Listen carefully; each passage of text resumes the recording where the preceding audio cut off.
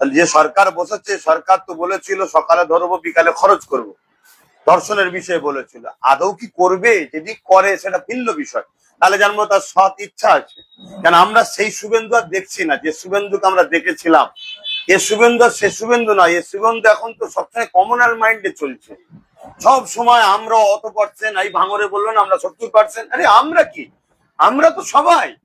তাহলে সেই শুভেন্দু তো আর দেখতে পাচ্ছি না। না, তার মধ্যে একটাকে দেখেছিলাম ভালোবাসা ছিল, মনুষ্যত্ব ছিল, মানব প্রেম ছিল, জাতি ধর্ম বিভাজন করতো না, সবাইকে নিয়ে চলার একটা আহ্বান ছিল। এই হঠাৎ করে যেন একটা কেমন একটা চিন্তা ভাবনা এসে গেছে, একতরফা কমনের দিকে চিন্তা ভাবনা। এটা তো বড় দুঃখজনক না? সেই জায়গায় আমাদের কথা কি সে আর পছন্দ করবে? কেন আমি মুসলিম, আবার ধর্মগুরু ঘরের ছেলে। কিন্তু আমি মনে করি গুন্ডা দমন আইন যেটা করতে চেয়েছে এটা মূলত হচ্ছে বিরোধী দমন।